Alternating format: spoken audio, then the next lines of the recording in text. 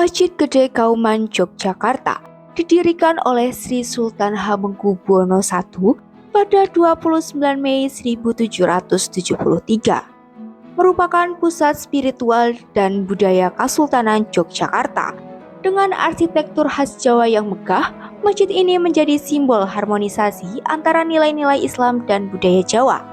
Sebagai pusat kegiatan keagamaan, masjid ini tidak hanya melayani ibadah harian, tetapi juga menggelar pengajian besar seperti Muslim United dan Pasar Maulid Nabi yang menarik ratusan jamaah setiap harinya. Suasana masjid berubah dinamis, terutama saat subuh dan hari Jumat, ketika jamaah memadati halaman masjid dalam semangat silaturahmi dan ibadah.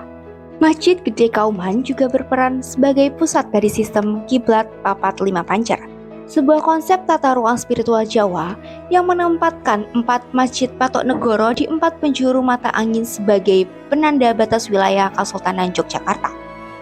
Keempat masjid tersebut adalah Masjid An-Nur di Melangi Barat, Masjid Sultani di Pelosok Kuning Utara, Masjid Ad-Darajat di Babadan Timur, dan Masjid Nurul Huda di Dongkelan Selatan.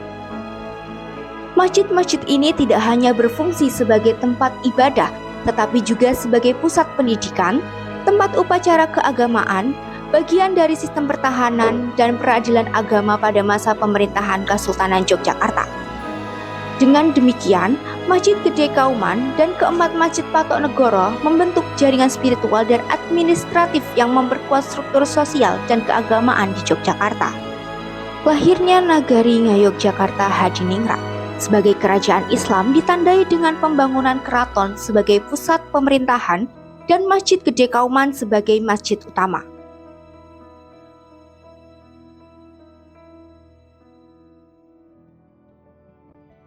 Untuk memperkuat syiar Islam sekaligus sistem pemerintahan, Sultan membangun 4 masjid di penjuru mata angin, dikenal sebagai Masjid Patok Negoro. Keempatnya mengelilingi keraton sebagai pusat atau pancer, dengan Masjid Babadan berdiri kokoh di arah timur. Masjid Babadan yang kini dikenal sebagai Masjid Ad-Darajat dibangun pada tahun 1774.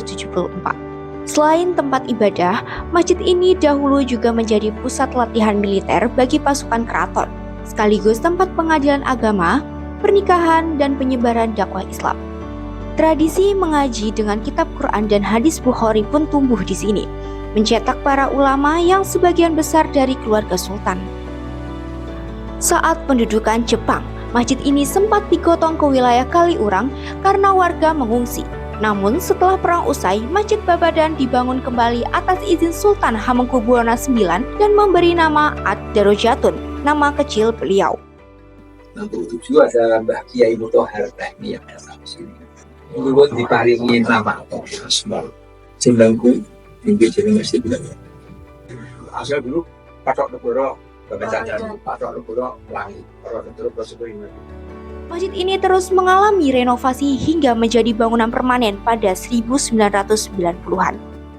Masjid dari bangun reot sekali, masyarakat mulai jajan di masjid. Setelah itu terus tarik dana kecil-kecilan, dirobohkan bangunan lebih bagus. Tapi pada waktu itu masih reot. Pasca kemerdekaan, fungsi-fungsi keagamaan dan pemerintahan yang dulu dijalankan melalui masjid, kini beralih ke negara melalui Kementerian Agama. Meski demikian, Masjid Ad-Darajat tetap berdiri sebagai simbol sejarah, warisan dakwah, dan keteguhan para Islam dalam membentuk karakter masyarakat Yogyakarta. Keputusan Sultan Hamengkubuwono IX untuk bergabung dengan NKRI memperkuat semangat kebangsaan, menjadikan masjid ini bukan hanya warisan spiritual, tapi juga lambang persatuan bangsa.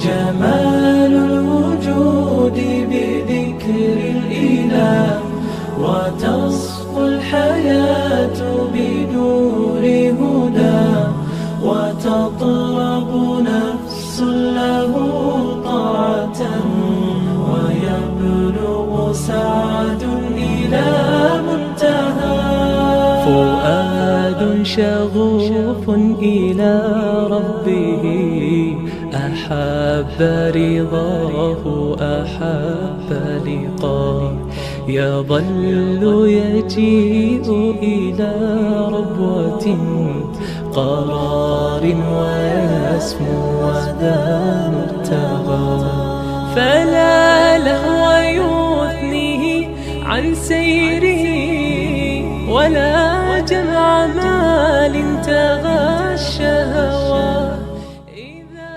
Allah Ta'ala berfirman, kamu adalah umat yang terbaik yang dilahirkan untuk manusia, menyuruh kepada yang ma'ruf dan mencegah dari yang mungkar. Quran Surat Ali Imran ayat 110.